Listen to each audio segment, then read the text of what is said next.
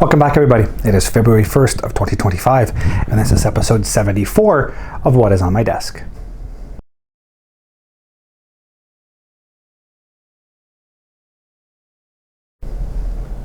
So here we are back for another of my monthly What is on My Desk updates, and I do have some stuff to show you. I have 3 new kits, something I picked up recently off of Facebook Marketplace for a really good price, as well as the progress on the kits, which again, I think I'm pretty happy with considering how much flight sim I've been playing the past couple of weeks. I did get time to sit at the desk, get some work done. So let's get swung over. We'll take a look at those new kits, and we'll take a look at the progress on the 4 kits I have been working on. And as always, my name is Sean, and this is Sean's Aviation.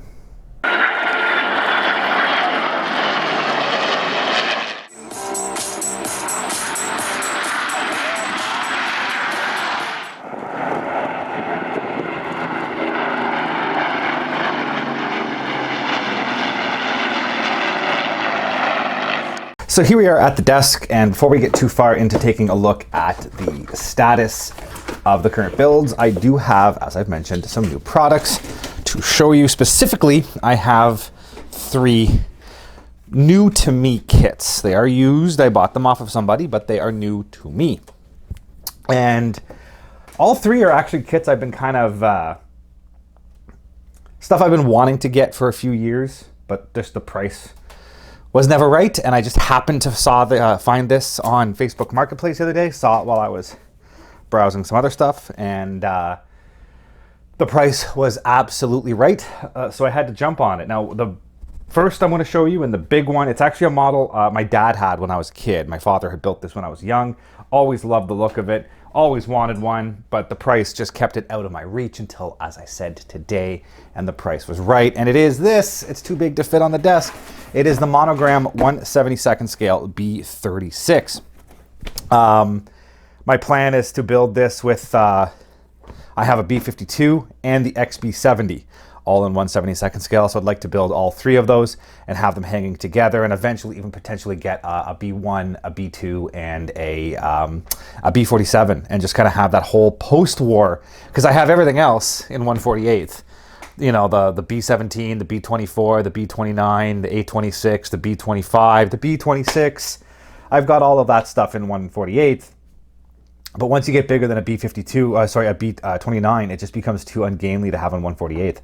So I might move on and eventually have all of these post-war bombers in a 1/72nd scale and hang them, probably hang them from my ceiling down here somewhere, find a spot and hang them up. And then you'll have a whole sequence of post-war bombers, which I think would look really cool, to be honest. So that's the plan for this one. Don't know how long it's going to be till I build it, but this is it. So let's take a quick look at this kit. This is the original 1980s boxing of this kit, which is cool. You know, not having found an original, you don't usually see these ones. And again, price was absolutely right. For those who are interested in that, I paid the massive sum of $60 Canadian for this kit, which in 2025 is not a bad price. I'm pretty sure the gentleman I bought it from had purchased it used. The instructions are photocopies of the original, and based off of kind of how it is, I have a distinct feeling that these are from Scalemates, just because it jumps from 23, then you have this giant 27, and then it jumps to like 36. So there's a whole bunch missing in like the wing assembly and the jet engines and stuff. So I'm pretty sure these were printed off Scalemates or another online website, and I'll have to kind of find my own set of instructions. Not terribly worried about that. We will go through those in a little bit, but as I said, it is a photocopy of the instructions. The kit itself is actually massive. Like it you know, you forget how big this plane was until you start holding a piece of plastic like this. Typical 1980s monogram, the silver finish, decent interior detail. Up here in the bomb bay, for example, you've got quite a bit of internal ribbing and stuff. It does have raised panel lines, which is going to make cleaning up the seams a little annoying. But if similar to what I'm doing on my F-14, you can kind of protect with some tape, some of these raised panel lines on the edges of the seam, and sand the middle, and it won't be too bad, but it is going to make cleaning a little awkward at times. I've been looking for some aftermarket. I kind of want to do the turrets open, but I can't really find a good source of those. Pavla made some a few years ago, but they all seem to be completely sold out. But yeah, so you get your 2 fuselage halves. As I said, this is just like a massive kit. Yeah, it's going to be fun. I'm going to do it up probably. I'm still not 100% set on decals yet. I kind of like the silver and white. It'll match the B-52 I'm painting. But I don't know 100% which way I'm going to go. Looks like there's some bending on that forward nose section as well. Anyways, I'm still not 100% sure where I'm going to go with that. We'll see as time goes on. But you get your fuselage halves. Bomb bay can be built open. It's got decent cockpit detailing, which we'll get to in a little bit. Just gotta find a spot to put all these. You get your wing halves.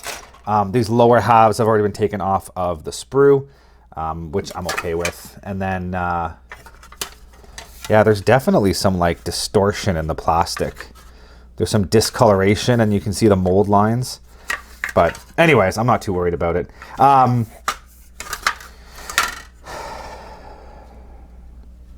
Yeah, anyways. Lower wings. It has been already started by the previous owner, so there's nothing in that bag. Whether it was the person I bought it off of or the person he bought it off of, I'm not 100% sure. But there has been some work started on the kit, which we'll get to as we go through here. But you got a sprue here. It also looks like, I can't tell if this sprue has been chopped up or what's going on here, but it looks like it's been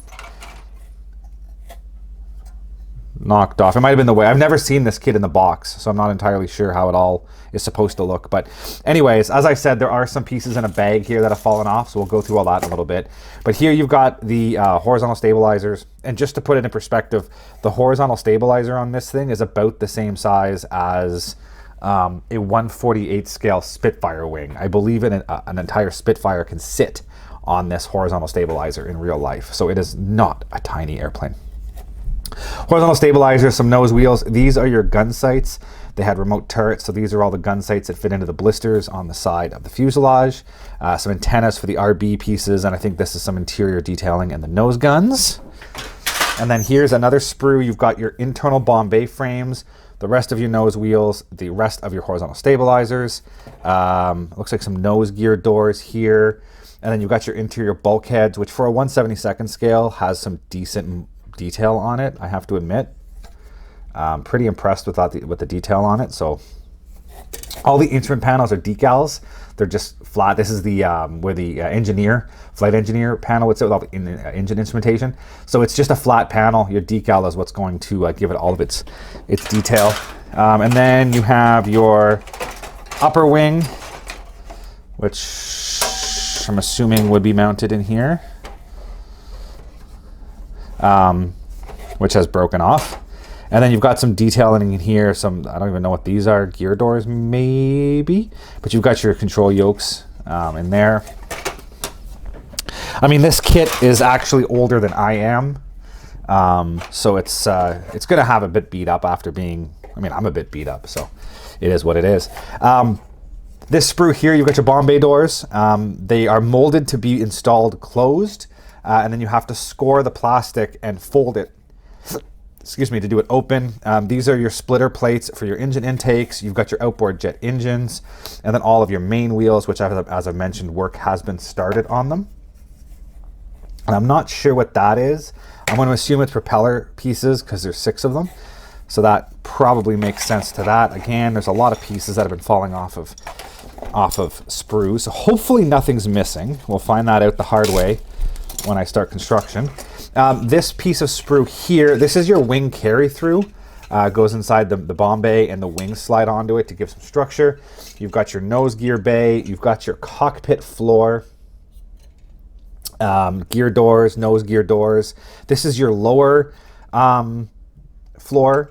for the cockpit area. So your nose wheel well fits into here, and this upper box creates the structure in here, and then this upper cockpit sits on top of that.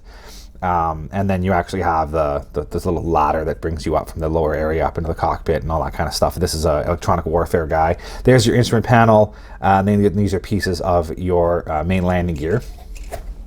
And then the final sprue here, which I'm assuming would have had the other sets of wings on it, includes your propellers. 4 of the 6, the other 2 are in the bag here. Boarding ladder, as well as your bombs. Lots and lots and lots of bombs. And then you've got your tail gun radar, and I believe that's your tail gun piece. And then in this Ziploc baggie here, with all of my loose pieces, you've got your clear pieces. These are your gun blisters that are all over the fuselage that fit with those gun sights that sit inside. This is your lower nose perspex. And then you've got the canopy itself here, that classic B-36 canopy that sits on top.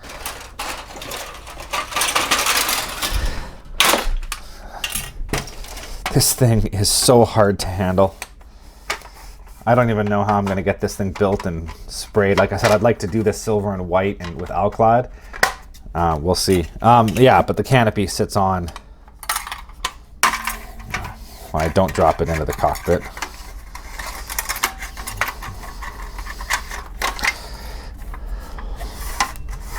Yeah, so the canopy is this beautiful greenhouse canopy.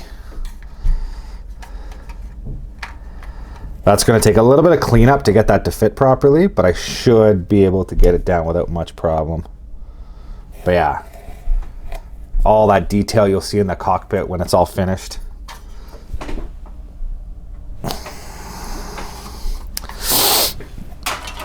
Probably going to end up putting that in a separate Ziploc bag. I think I have a couple kicking around over here somewhere.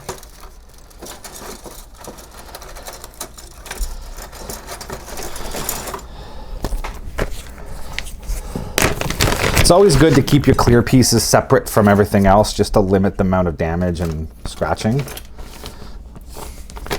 Yeah, so that's that. That looks like it's just a random piece of sprue. You've got some of these jet intake, the fronts. I think, was there one on, still on a sprue, or am I missing one of those? No, it's in there. But yeah, you've got your intakes for the jet engines that go on the outboards. The propeller, as I said, the rest of those. I'll repaint those at some point with the airbrush. This one has a broken blade, but the blade is in there. You've got some seats. These are those propeller pieces that actually looks like it's been started. The propellers have been started assembly. Not worried about that because that's all down inside the fuselage, and you don't really see it once it gets assembled like that. You don't see any of that, so I'm not worried. This is also going to be hanging, so it's not going to be too easy to see. You've got your seats here, and then all of your crew.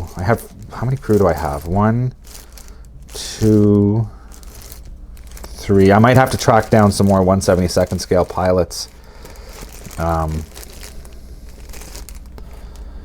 Yeah, I might track down some more 1/72nd scale pilots just to flesh this out, but that's a problem for a future me, because I don't even know when I'm going to start building this. But yeah, so it looks like everything I need is here.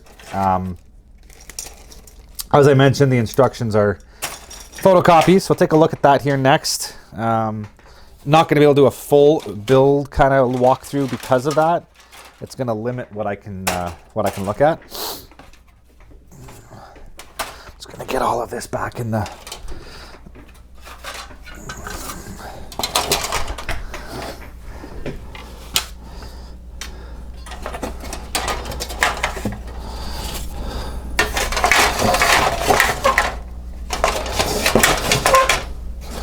This is such a big kit.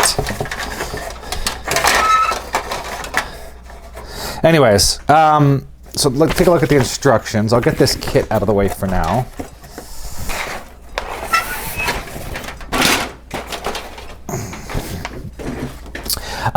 So as I mentioned, I don't know how many times I've said it now, photocopy of the original instructions, so we will have some stuff missing.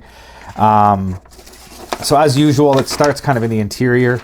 You're assembling the fuselage, painting the areas that you will see into your green. It doesn't tell you to paint any of the rear areas. I'd probably paint them anyways, just in case you do see things through the through the windows. It's good to have the background painted a little bit. You move on to, there's some tables in here. They are green, not wood. So there's that, and then your instrument panels, all the decals go into place, and you've got all of the detail work. Your yokes go in. And then you want the seats and the pilots. I'll probably put the pilots in mine, as I mentioned, just to get some visual interest going on in there. And then here it's showing you, yeah, see, it jumps from 8. There's definitely missing sections to this instructions. I'll have to get my own, because it jumps from 8 to 12. It misses the entirety of assembling the lower section with the bulkheads and the nose gear and all that stuff, but that all happens in here, and then you start installing your cockpit sections. These are your bomb bay structures that go inside the fuselage. Yeah, see, we're missing sections 14. Yeah, we're missing a lot. It doesn't show you how to put the bomb bay together. But anyways, all that gets put together and all installed inside. And then this is your tail gun, and that's that little radar piece I was talking about. Then your stabilizers go together. Glue the fuselage together, then you glue the stabilizers on. And then there's wings that, like I said, all the assembly for the wings, the main landing gear, the jet pods, the propellers, all of that seems to happen on sheets I don't have. But then here you've got the bomb bay doors. You can see how you're supposed to split and fold that outer piece back to give it the proper look in the bomb bay. Or you can install them closed. That's completely up to you. Then you've got your nose gear doors, either closed or open. It gives you both options inside the box. The boarding ladder if you do gear down. There's also the hatch that you could open up if you wanted to have a little bit more accuracy in there. If you're building the RB36 reconnaissance version, there's some antennas here you gotta glue on. It shows you where to put all of those. I'm probably not gonna be doing that on mine. Here you've got the nose window going in. It also includes this piece. I believe that's the periscope bomb bay. Bomb aim system that they use. Instead of using an actual like Norden bomb sight, you look through this and it would be your bomb. As time went on, that was phased out for radar bombing. And then you've got your upper canopy going on, and then here's all the clear domes you're supposed to put in place. 1, 2, 3, 4, 5, 6 over the gun sights. And then here is if you put with the wheels down, the tail stand. It tells you to modify the tail stand if it's the RB36 version. As I said, there's a lot missing in these instructions. I'll have to print out my own at some point, but I'll deal with that later. You get 2 sets of markings in here, a B36H and an RB36H. Both in the same scheme. Both have kind of a natural metal upper and a anti-flash white lower. And then you've got the different markings here, the different crests and stuff, depending on which one you... Actually, they're exactly the same. Looks like the only difference is the tail number, and that's about it between the two of them. They both have all the same...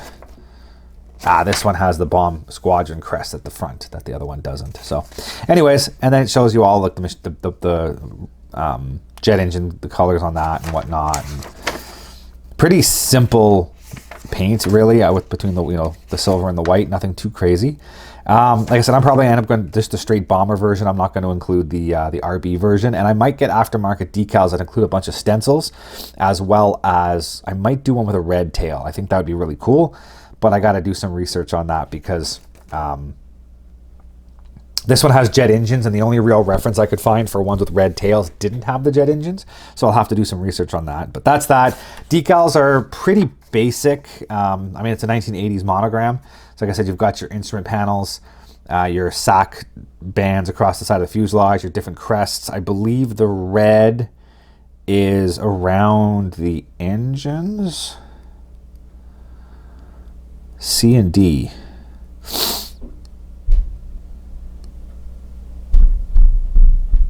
Yeah, I don't know. I think that's supposed to be the front of the engines because it says D but that's also paint callouts. Decal A. Oh, stripe on the tail. There we go. C is a stripe across the tail. It's in different locations on the two different kits, but that's what the band is. So you probably have to trim it if you put it up higher. But anyways, so that's that.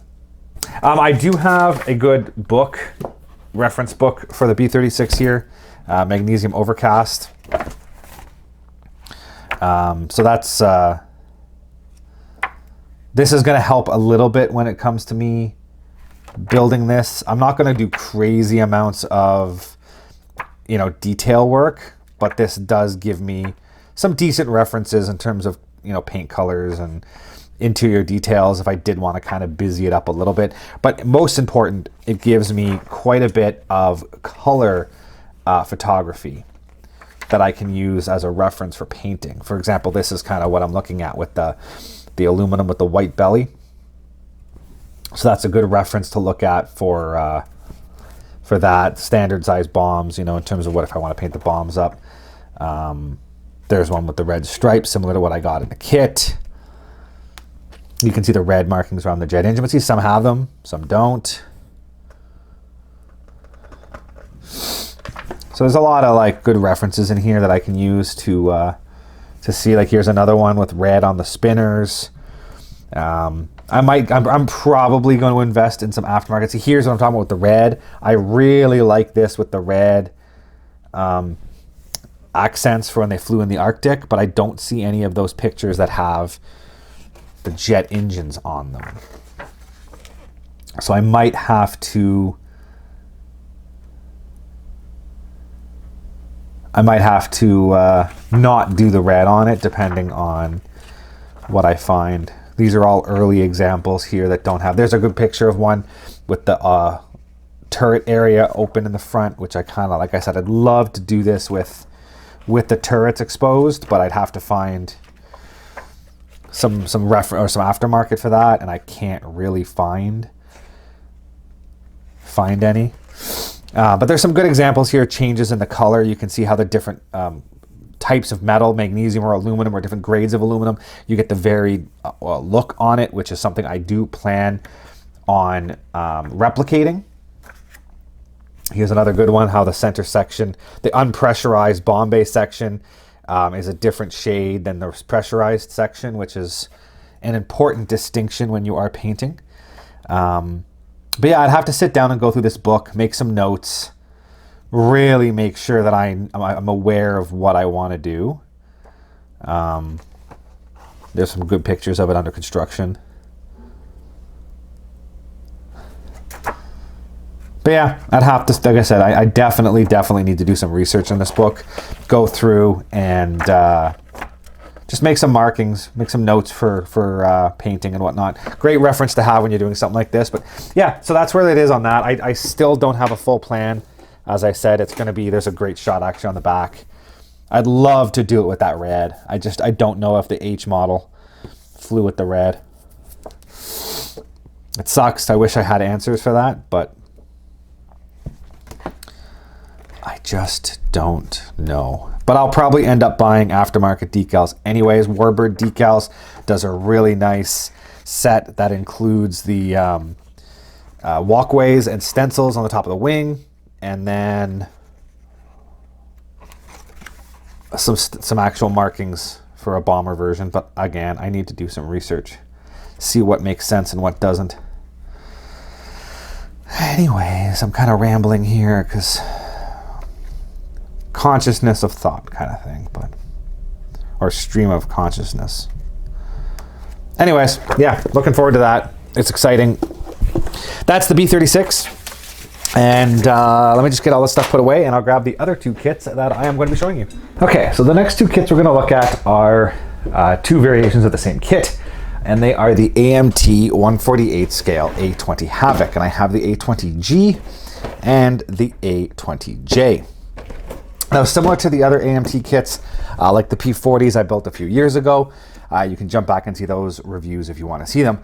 These kits are broken down. I'll show you when I go through here. They're designed in a way, and they're broken down in a way that it was really easy to do multiple variants using a lot of the same sprues. And this is one of the first real companies to do this. It's common today to see that with things like Kinetic and whatnot, where the kit's designed in a way that it's really easy just to replace a sprue and get a new version, or add a sprue, or do, you know, a quick modification. But this was one of the first companies that really took that to heart and did that. For example, with the P40s, you'd have the same wing with a new fuselage to go from, say, an E to an N, or you would have the fuselage for, you know, an E, and you would cut the tail off and glue on a different tail and get a K, or you'd cut the nose off and glue on a new nose and get an M for a Merlin engine one. So you had all these variations that came out of the basic same kits, and these are the same way. So we'll take a look at the A20G first. Oh, and also when these kits came out, they came out kind of in order. They released the BC first, then they released the P70 Night Fighter, then they released the G,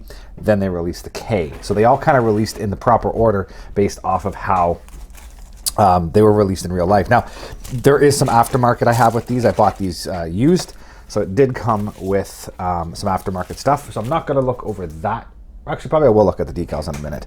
But here's the basic sprues. So you can see, for example, let's try to get this in some sort of a order that makes sense.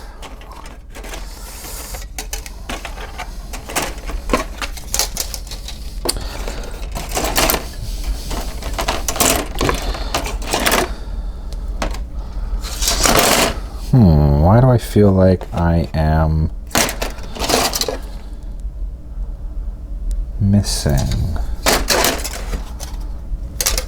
Oh no, they're there. Okay. Yeah, so you can kind of see, for example, I mean, a lot of this stuff, the tail planes, the wings, they're going to be common across all the different variants. Things like, you know, the cockpit pieces, the landing gear pieces, propellers, this section here with the bomb bay doors and the cowlings and all of that, even, you know, the engines, all of this is all standard across all of the kits. But where you get your variation is when you have this sprue, for example. You see there's these sprue gates that allow this section to be added on. And these are the sections that are changing. This is depending on what version of the kit. You can see, I don't think, yes, they did. Okay, this has been cut. So these do connect to there. So you can see where the fuselage pieces would have been mounted to the sprue.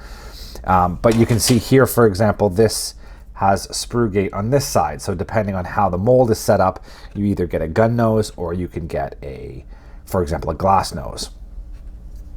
So that is how that is set up. And then you've also got variations with the top turret and all that other kind of stuff. So that is how that is all set up. So we'll take a quick look. The fuselage halves as well, by the way, you get the different variations based off of what version. This is the later version that has the turret in the rear. The earlier one just had a hand-mounted kind of gun. But yeah, so you can see the fuselage halves. Decent detail, engraved panel lines, whatnot. Not too, and they're really fine, very scaly, scale effect. I'm a little tired, so I apologize if I'm rambling and not making much sense. But panel lines are nice. They're not overly done. They'll hold weathering really well, and they look accurate for the scale.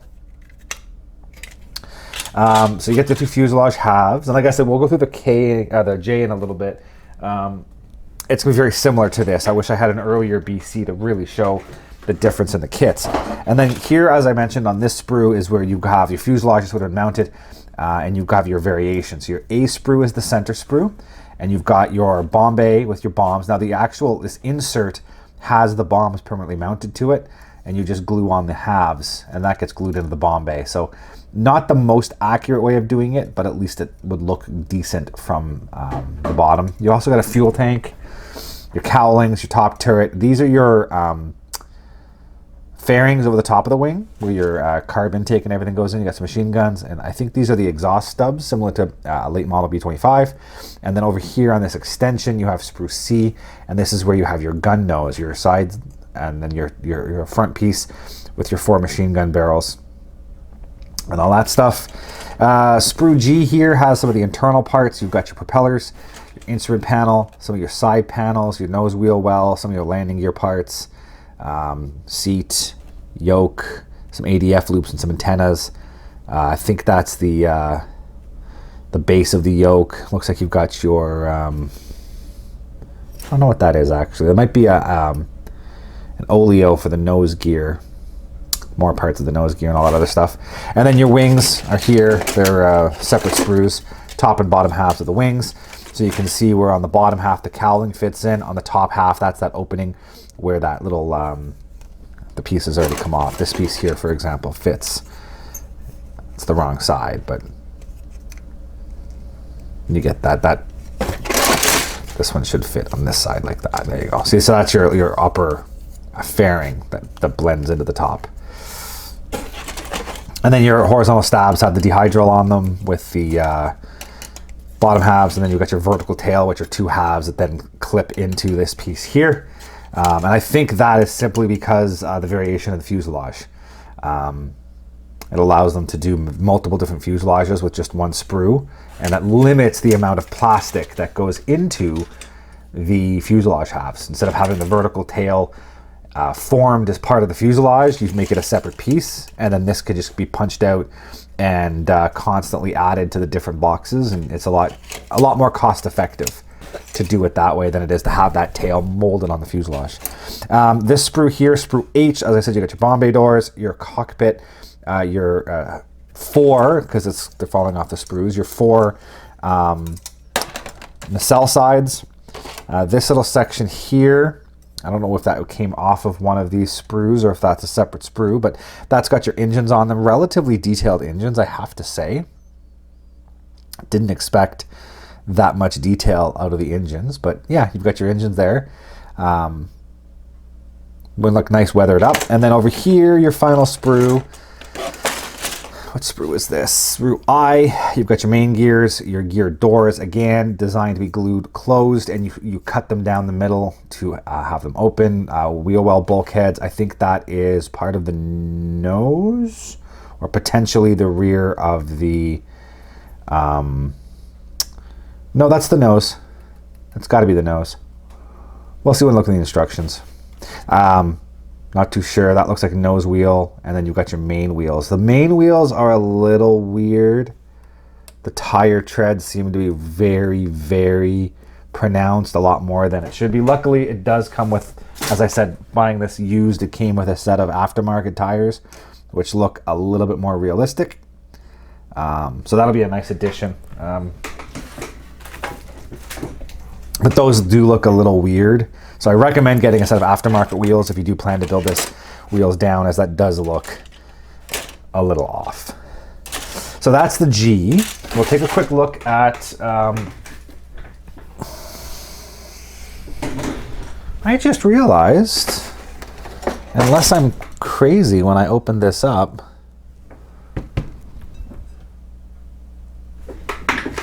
there are no instructions for this kit. Huh. Yeah, there are no instructions for the G. Okay, well, we'll take a look at the decals. So these are pretty old, to be perfectly honest. They have seen better days. They are very yellowed. Luckily, I don't really plan on using these. They don't look horrible, but I wouldn't trust them being this old. Little Joe, I believe, is the one that's located at the U.S. Air Force Museum in Dayton, Ohio.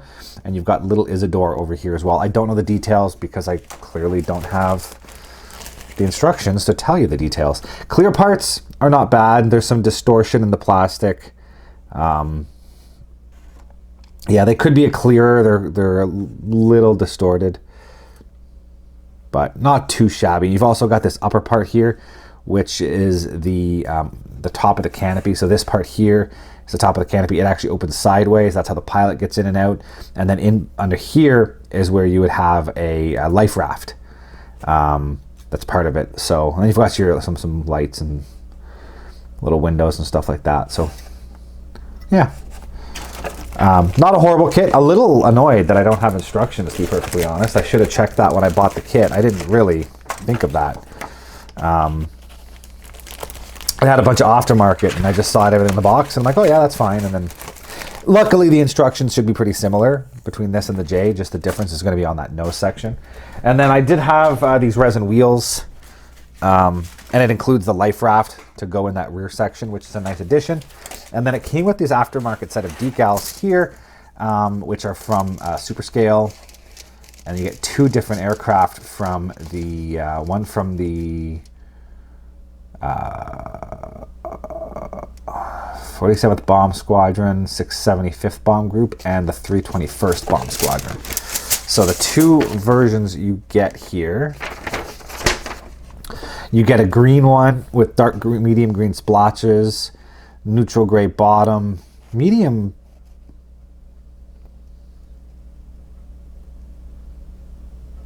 It's got a medium blue. Can't tell if that's a green tail or just a white stripe.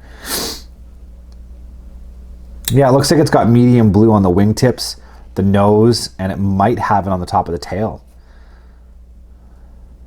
It's actually a nice scheme.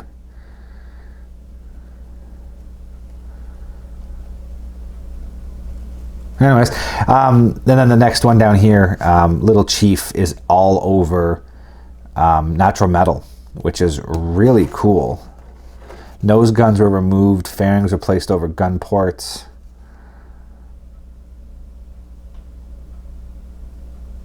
Yeah, I'll have to do some research on that. I don't know which one I want to do. I might end up doing that bare metal one. It'd be really cool to see an all natural metal one. The decals themselves are typical Superscale. They're really, really nice, held up quite well for their age.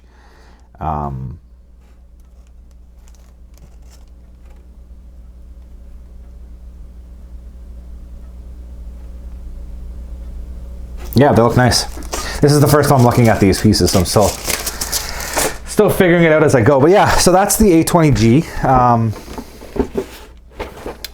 Relatively easy kit. I built the P40s before. They go together really, really easily. This is the J, which is basically the G, but has the glass nose instead of a gun nose. This one has instructions. This also has, the decals don't look quite as nice in here. 1995 is the copyright. The decals don't look quite as nice as the kit decals from the other one, although they are in better shape. It also includes an RAF setup, which I thought I was going to do the RAF one. By the way, same aftermarket wheels that I got from the other kit. This is in a much better shape. It comes with two sets of instructions, by the way, an English and a French, which you don't see a lot of. I'm surprised they supplied both. It might have just been a strictly a Canadian thing for when it was brought in to sell it in Canada, but never really seen it before.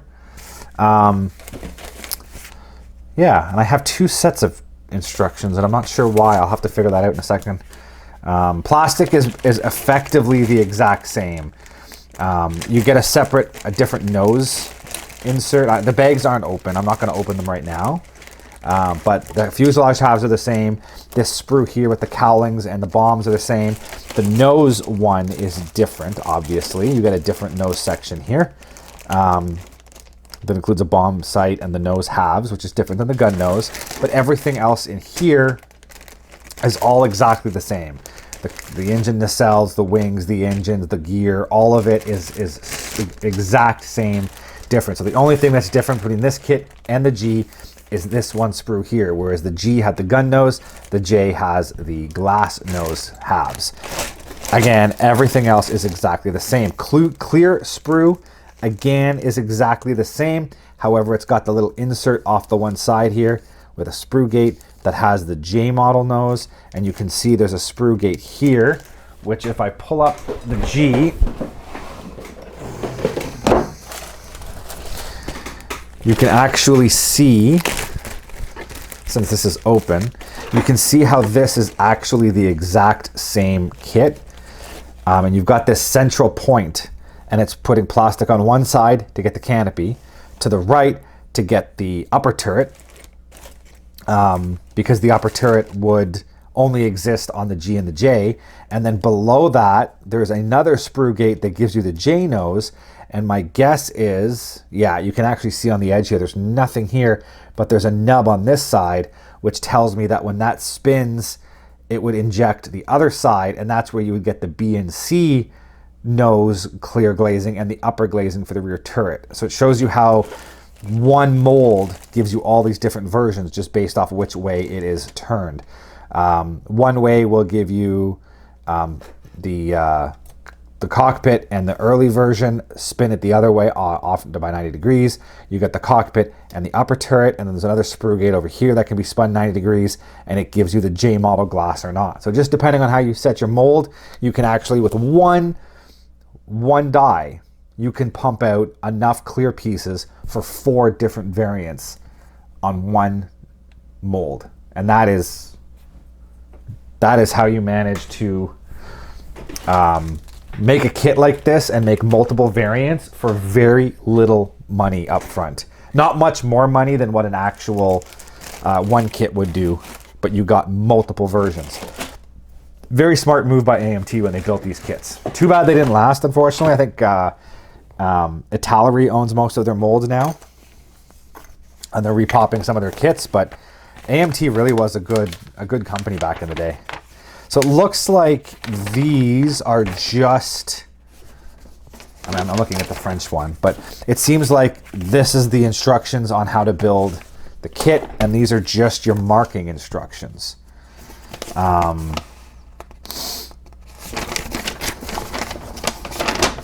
I think I might actually do these both. I was planning to do one as British because I want to do a Canadian one, but then I realized that the Canadians never flew the J model or the G model. I need a B or a C to do a Canadian one. And if I do the G on the natural metal, I could do this one in the green, and that would also give me the invasion stripes, which I think would look really cool on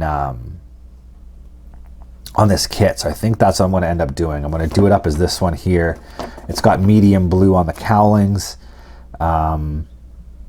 Invasion stripes, black and white on the tail. Yeah, I think that's what I'm going to do. And then anyways, you've got this American version, which is Commander's aircraft from the 646 Bomb Squadron, 410th Bomb Group in mid-June of 1944. And then the other option you get is the RAF version. It's standard American markings, like paint colors, olive drab over neutral gray with the dark green or medium green splotches, but it just has the British markings. And it doesn't have a squadron listed, but yeah, so that's the other option. You get the 2 markings. I'm probably going to end up building this one. I don't have to buy any aftermarket for these. And then the instructions themselves, typical AMT with this like massive booklet style instructions, but they're very well written, I have to say. So it starts off with the side panels, and it gives you the painting instructions, and then you assemble the cockpit all up with your side panels and everything else, and then it gets glued on to the forward bulkhead. And you can see here's where the floor pan gets installed, and this is where I'll be able to follow these instructions for the G model, because the only difference is the nose. Step 2, you're assembling the turrets. Step 3 are those bomb bays. You can see how they fit in with the wing spar. There's no other detailing up in there, so it's kind of one of those you'll only really gonna see it if you lift it up. I might not make one with the bomb bay doors open. We'll have to see, because you don't really get a good look up in there. Step 5, it's telling you to put some weight in the nose, as it would be a tail sitter. But you're assembling the canopy, and all your nose sections are going together. This is where I play the game of only doing the gun nose. Your tail planes all go together in step 6. Step 7 is your wings. Step 8 is your landing gear. As you notice, you put your landing gear on before your cowlings. Step 9 is the cowling. Step 10 is where you decide if the gear's up or down about the gear doors. I mean, you've already made that decision back here with step 8, but this is telling you to cut the gear doors if you're putting the gear down. 11 and 12 are your engines and cowlings, including all of your exhaust stubs. And you've got a detail here on the painting of your engine, which again is nice. Step 13, you're just gluing those engines on. 14, you've got your gear doors and your bomb bay doors. And again, whether you're gear up or gear down is how you make the decision. And it does say here, by the way, landing gear is optional. Do not use if you plan to build your model with the landing gear doors in the closed position. Nice little tidbit for those. So here's, like I said, if your gear is up, you glue everything on. If the gear is down, you install the nose gear, and then you cut your doors, and then you install your wheels. And the wheels do have a flat spot on them, which is nice, the weighted wheel look. Not all manufacturers did that. Nice touch. Here, if your gear is down, all your gears get installed. Some more extra pieces here, some landing lights and all your clear pieces, and your Tokyo tank if you do the long range one, which I might end up doing on the silver one. We'll see. Final step, by the way, propellers, antennas, whatnot, and the top turret and the rear window. All of that stuff all gets added here. But yeah, I think I might do one, probably the silver one, wheels down with the Tokyo tank. And then I'll do the this one here with the wheels up on a stand. We'll see. Got to get there and figure it out. So that's the instructions. Again, just a quick look at these kits. Really cool. Like I said, I've been wanting to get one of these A20s for a while. I really wanted to get the B and C, do it up, and I didn't really think of it when I just saw the A20s and I snagged them, and it was after the fact that I kind of realized that, like, you know, wait a minute, I can't do a Canadian Intruder Night Fighter with these models, but it is what it is. So yeah, those are the kits. You've seen the B36 and you've seen my two A20s. And again, the other nice thing about this age of kits is on the side of the box, whereas nowadays you tend to have like CAD drawings.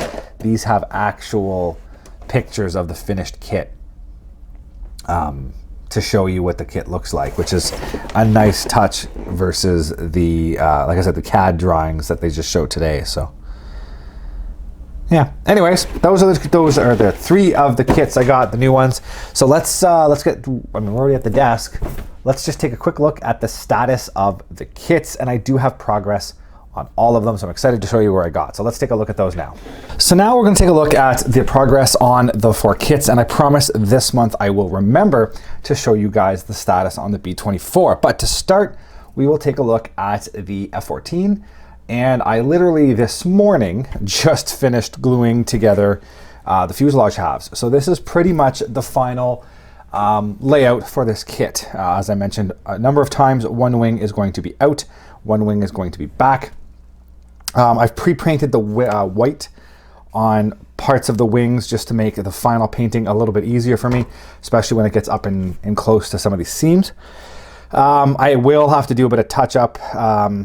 The installation process caused some of the paint to scratch, and as well, I still got to paint red up inside these spoilers, so I'm going to have to mask that off. Pretty much paint white again over everything, including the horizontal stabs, and the whole bottom of everything will get at least one more coat of white, and then I'll have to mask off and paint the red. And that also is because the wingtips are red, the edges of the stabs are red, part of these strakes underneath here are red, and parts of the tail are red because it is the prototype. It will be finished as prototype number 3. So it does need to have another coat of white, so I'm gonna have to do all the white, and then I'm probably gonna mask off the white areas and paint the red, and then pull that, mask off the red, and paint the gray. I think that's gonna be my order of operations for painting, but we'll see when I get a little closer. But either way, I have the fuselage halves glued together. There will be quite a bit of cleanup needed.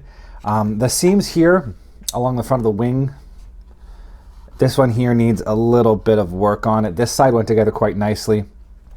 The rear fuselage is down in here. Basically, the engine intakes where they fit on. The seams down in here went together quite nicely, but this massive trench here will have to be cleaned up.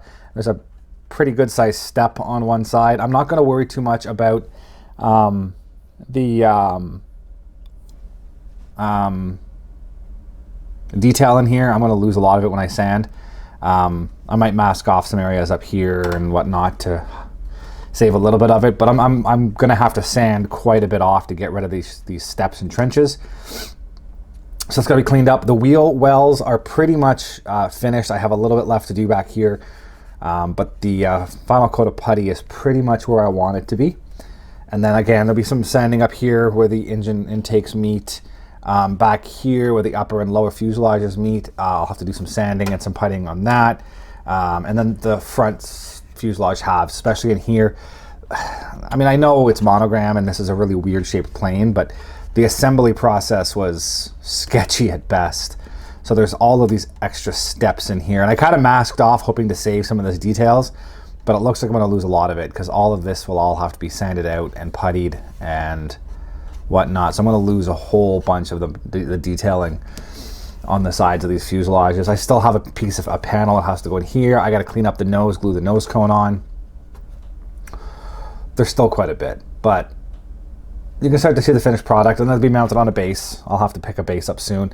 I think sooner rather than later, I'm gonna mount the missile pylons in here, and I'll mount my my mounting point for how I'm gonna mount this kit. I'm not entirely sure how or where yet. I might, if I have it on an angle like this, I might mount it inside the side of the engine here, but that's gonna make it significantly nose heavy. I might just have to go right down the middle, find the CFG, and just drill a hole and mount a pylon in there, or a tube, and then a rod, and mount it to the stand. I could also do a clear one, which might be a little easier. I have some clear acrylic in there. I might go with that, actually. I'm still working on the details, as you can see. So first step's going to be cleaning up some of these seams, getting those looking all pretty, and then I will, there's also some down here, there's a stupid Revell copyright detail and these massive ejector pins that I have to clean up. And so I'm going to have to start doing some cleaning and sanding, and then eventually I'll mount it to a base, but we're getting there. So yeah, looks really good. Pretty happy with it so far. I've never, I mean, I shouldn't say I've never, I personally don't recall seeing this prototype modeled this way. I'm sure it's been done before, but I think it's going to be a really neat, interesting talking piece when it's finished. So that is coming along nicely. It's getting a little bit big to fit up on my upper shelf here. Next up is my A6, and again, I've got the fuselage glued together.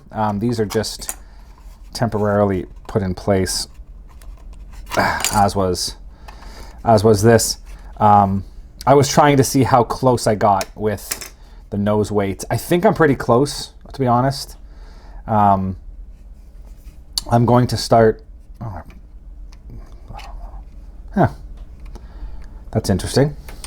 Anyways, I'm going to start assembling some of this, probably get the wings glued on. This center belly panel will be the last thing I do, simply because I can add more weight in here still. I can still squeeze out some white glue and get some of the, I was using BBs.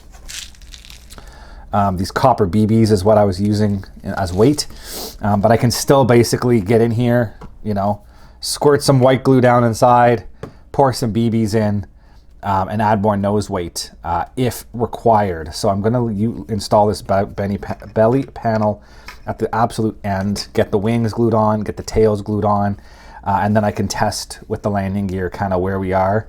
CFG, simply because everything up here will be added after. So as long as I can get the wings and the vertical stabilizers glued in, that will effectively be the vast majority of the weight. And then everything else, I said, you've got intakes, you've got canopy, all of that should outweigh my speed brakes, and I should get a good idea of where we are CFG wise, and make sure this will sit on its gear and not tail sit on me. And then I can add the weight in there if I need to, and then once I'm happy, I'll glue this panel in place and clean up the seams. There's going to be some cleanup, obviously. The seams aren't perfect, but it looks pretty good. This is going to be a fun little area to clean up, but it's coming along. I think it'll look really good. The wings have already been assembled, and I've gotten a bunch of the seams already cleaned up here with the Tamiya putty. Back here have been cleaned up in here. So the vast majority of the wings are done. I just have to clean up the fuselage. They go together relatively nicely. Again, there's going to be some seam work that I need to do. Back here, for example, has a good step in it that I got to figure out.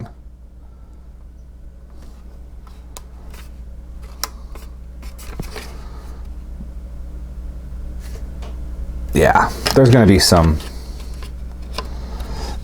be some seam work, but nothing that I can't handle.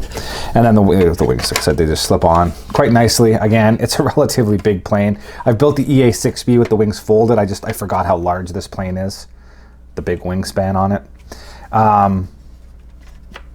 Gear base are going to be white, so when I paint the belly white, I'll just paint the gear base at the same time, and I can get in there and weather a little bit after the fact. So I'm not going to worry too much about that. Nose gear bay I painted already just because it's a little easier to get it all assembled. But yeah, so it's coming along. Again, I'm kind of at that point where I got to start doing some... I got this one to this stage a few weeks back, and I was kind of holding off doing any more work on it until I get the F14 to the same stage, because then I can do puttying and sanding across both of these at kind of the same time. Sort of what I was looking for, and I'm more or less at that point now. And then finally with the F5, again, I haven't touched this in a few weeks, but I got the main fuselage has all been glued together. I haven't done a lot of puttying, but I've been doing quite a bit of sanding on it. There's some seams around here I'll have to clean up with some Mr. Surfacer.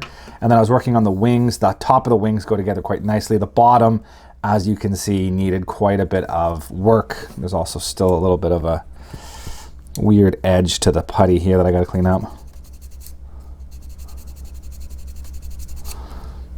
But yeah, the bottom of the wings needed quite a bit of cleanup, the way that these two halves fit together.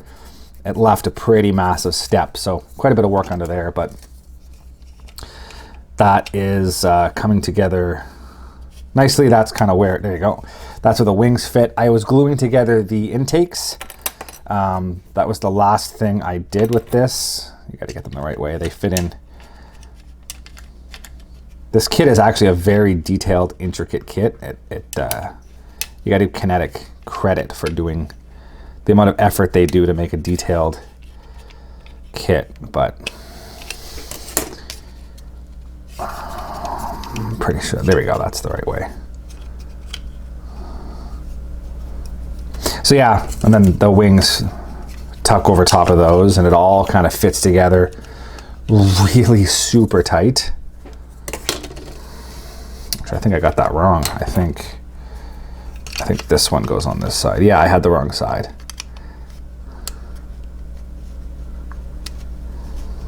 Did I? I don't remember now. Yeah, there we go. That fits a bit better. And then the wings, everything fits in there. Yeah. And then there's an outer intake that goes around that. But basically the next step I need to do with these is I need to do the white paint pour method. So I have to tape off the bottoms, and I'll pour some white house paint down inside, let them sit for a little bit, and then I'll pour that paint out, and you're left with a really nice white tube, and you can get in there and paint them nicely and make them look good, and then clean everything else up after. So that's coming right along. I still have, again, I haven't really went too deep into that. I've been kind of poking away at it here and there, but I needed to see how those outer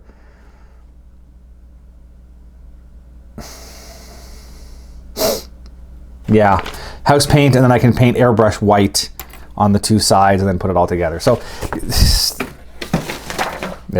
complicated build pattern on this one. And then the afterburner, yeah, I guess they're afterburners. It's an F5. The exhausts, they'll tuck into here. A little bit of work's got to go on back here. There looks like a bit of a short shot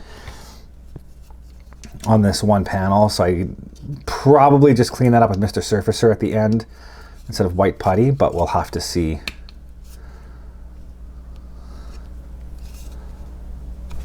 We'll have to see.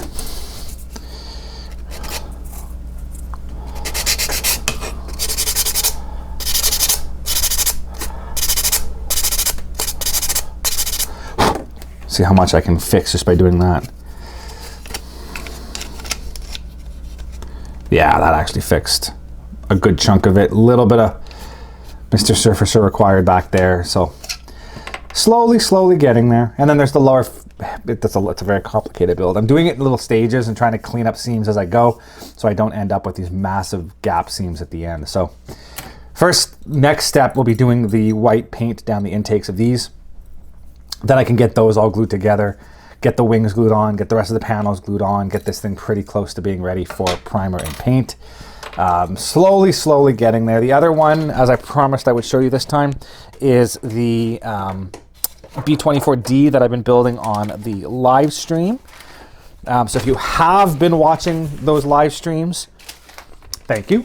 If you haven't, they are being posted on the playlist after the fact, so you can go and watch those now if you would like, or whenever. I should be doing another one in a couple of weeks. And then I've done a little bit of work on this off camera, off of the live stream, just to get caught up for the next live stream. So at the last of the live streams, I had basically finished prepping all of the interior panels for paint. And so since then, I have gone ahead and painted. I gotta remember which side this goes on. This is...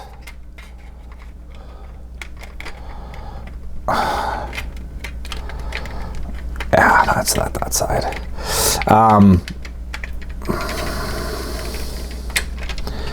So since then, I've gone ahead and I've painted the inside of the fuselage. So you can see I've got all the... there's a darker green. It's supposed to be a bronze green, but this is the closest I could get to like a bronze green. It's a dark green.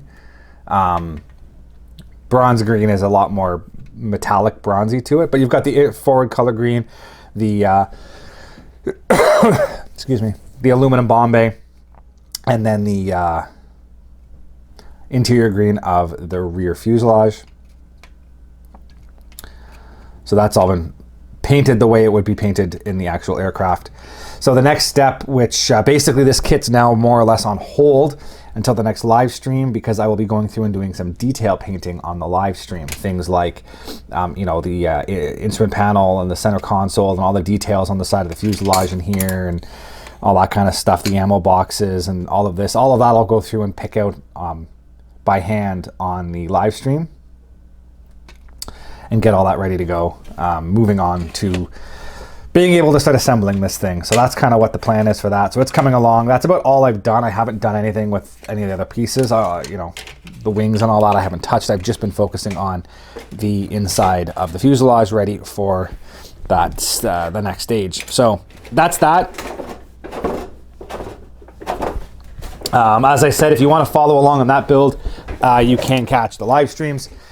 Trying to do about one a month, give or take. So yeah, that is about it for this video. So progress has been good, plugging along. I don't know how much progress will be on the next video, as a lot of what I have to do, I mean, the F5 will probably see some visible progression as I assemble things, but for the F14 and the A6, a lot of it's just going to be puttying and sanding and seam work and all that stuff. So by the next video, it might not look terribly different, but it will be quite a bit of back end work. So I'm going to wrap it up here.